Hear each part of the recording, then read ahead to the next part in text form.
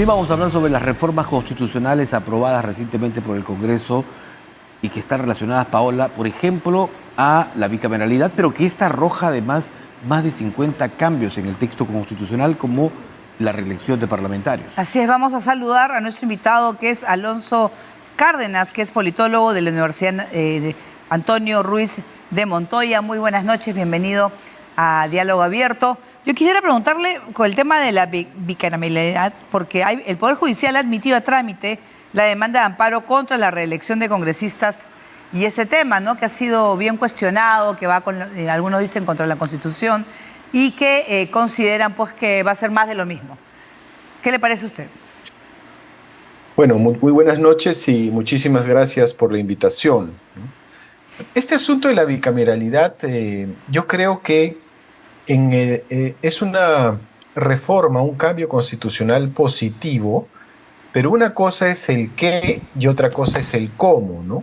En el qué yo creo que la evidencia académica, inclusive el análisis comparado, señala que hay más estabilidad política cuando en los países existen dos cámaras, ¿no? Una cámara alta, una cámara baja, una cámara que propone, una cámara revisora, que generalmente es el Senado.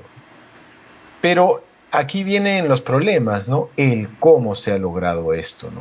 Y yo veo tres temas fundamentales. El primero es que esta aprobación contraviene un referéndum que se hizo durante el gobierno de Martín Vizcarra, donde la población masivamente rechazó la vuelta a la bicameralidad, ¿no? Y ahora un parlamento totalmente desprestigiado, con 9% de aprobación, lanza este cambio que yo creo que merecía una mayor reflexión, ¿no? Una mayor reflexión en el ámbito académico, en el ámbito comunicacional, en el ámbito político, pero que no se dio. Y también hay un tema de fondo, ¿no? El tema de fondo es que nos estamos como que transformando en un régimen parlamentario cuando nuestra historia política ha sido presidencialista. No obstante, este régimen parlamentario descansa en la ausencia de un sistema de partidos, ¿no? Porque el Perú, pues la evidencia es bastante contundente, no tiene un sistema de partidos, ¿no? Entonces, ¿cuáles van a ser esos vehículos electorales que van a alimentar tanto al Congreso como al Senado, ¿no? A la Cámara Baja como a la Cámara Alta? Los partidos políticos en el Perú están sumamente desprestigiados, se les denomina vientres de alquiler, cascarones vacíos, son prácticamente coladeras que no garantizan que personas probas con una buena trayectoria, ¿no? Una ética pública comprobada, lleguen a cargos públicos, sino todo lo contrario. Entonces, yo creo que no tener un sistema de partidos y tener este Frankenstein de los vientres de alquiler, de los cascarones vacíos, de los partidos combi, va a seguir deteriorando la relación existente entre el Parlamento en su conjunto con la población. Señor Cárdenas, buenas noches. Cuando usted se refiere al cómo, o sea, la población probablemente esté de acuerdo, como usted lo explica, con la bicameralidad, con un Senado que sea reflexivo, revisor de todo lo que haga diputados. Pero el cómo, 6 años después, prácticamente se voltea toda la torta porque más de 85% rechazó el 2008 en el referéndum una doble cámara, justamente por el tema de la reelección que se tenía en ese entonces y que es muy parecida a la que se está siguiendo ahora. Es decir, los congresistas, sin tener 45 años, van a poder ser senadores. Va a depender de la población. ¿Cuál hubiera sido el mecanismo más correcto para poder, digamos, conocer el temperamento de quienes están o no de acuerdo con todos estos 50 cambios que se dan en la Carta Magna? Bueno, yo creo que lo primero que debería hacerse, o que se debió hacer, es un tema pues de honestidad, ¿no? Un tema ético. Los actuales congresistas no deberían presentarse a la reelección, y mucho menos los que tienen menos de 45 años postular al Senado, ¿no? Sino que a partir de las elecciones del 2026 se haría con un nuevo grupo de candidatos la conformación de la Cámara Baja y de la Cámara Alta, ¿no? Es decir, no aprovecharse, no sacar una norma con nombre propio para beneficiar a un número muy pequeño de peruanos que van a tener la ventaja de poder tener menos de 45 años y ser electos en el Claro. Senado, ¿no? Ahí se pierde el principio de igualdad ante la ley. No. ¿Cómo debió haberse hecho esto? Yo creo que debió haberse hecho un debate bastante grande, Ajá. bastante amplio, ¿no?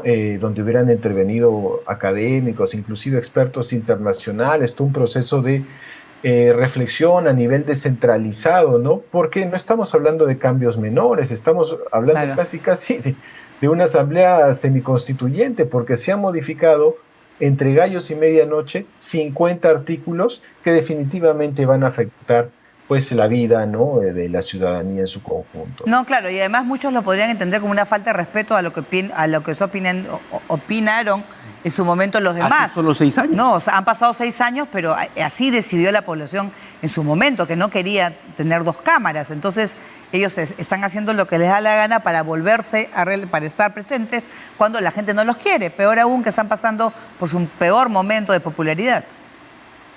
Bueno, en este sentido es muy importante recordar que el Congreso peruano es el parlamento más desprestigiado de América Latina, ¿no? Si usted ve el último Latinobarómetro, el Congreso peruano tiene 9% de aprobación y el promedio latinoamericano está en 27%. Entonces es casi 3 veces menos que el estándar latinoamericano, que ya de por sí es bastante bajo, ¿no? Entonces, por eso yo le digo, yo considero que las nuevas autoridades electas, la nueva Cámara Baja, la nueva Cámara Alta, deberían ahí sí presentarse en un nuevo, digamos, en un nuevo juego político, ¿no? Pero no estas autoridades de una manera poco transparente. Doctor Cárdenas, otro tema que ha pasado casi de refilón, podemos decir, es que los candidatos presidenciales van a postular al Senado. Es decir, van a poder tener doble postulación a la presidencia o, digamos, a la plancha presidencial e ir también a la Cámara de Senadores o Diputados. Claro, yo creo que ahí también estas normas tienen, digamos, nombre propio, ¿no? Porque el acceder al Senado te garantiza, pues, inmunidad parlamentaria. Así es. Y muchos de nuestros candidatos, pues, están siendo objeto de investigaciones en el ámbito judicial, en el ámbito penal, y podrían utilizar esta argucia legal para la impunidad, ¿no? Para poder protegerse de todo este tipo de investigaciones. Y bueno, ahí lo que sobran en el Perú son candidatos con denuncias penales y judiciales, ¿no? Entonces, una vez más se socava, pues, a la democracia en su conjunto para beneficiar a grupos pequeños, ¿no? A partidos políticos que la verdad ya representan a poco y nada de la población. Y hablando de los movimientos, se ha conocido que la Asociación de Movimientos Regionales del Perú y el Partido Regionalista de Integración Nacional, el PRIN, han anunciado un acuerdo político para participar de manera conjunta en estas próximas elecciones de 2026. ¿Puede, y la pregunta es, un partido nacional formar una alianza electoral con uno o más movimientos regionales? ¿Se puede actualmente? Bueno, yo creo que el panorama que nosotros estamos viendo a nivel de las elecciones del 2026 es bastante preocupante, ¿no? Porque actualmente tenemos 25 partidos inscritos y hay, si no me equivoco, 10 más en la fila para inscribirse, ¿no? Entonces estaríamos hablando de un escenario de 30 a 35 partidos donde con muy pocos votos se puede llegar a una segunda vuelta porque obviamente el voto se fragmenta, ¿no? Si usted hace memoria, justamente en función de lo que usted estaba señalando, Pedro Castillo gana la primera vuelta electoral con el 18% de los votos, pero era el 13% del padrón electoral. Keiko Fujimori obtiene el segundo lugar en la primera vuelta con 13% de los votos, pero 10% del padrón electoral, pero con un universo menor de alrededor de 20 partidos, ¿no?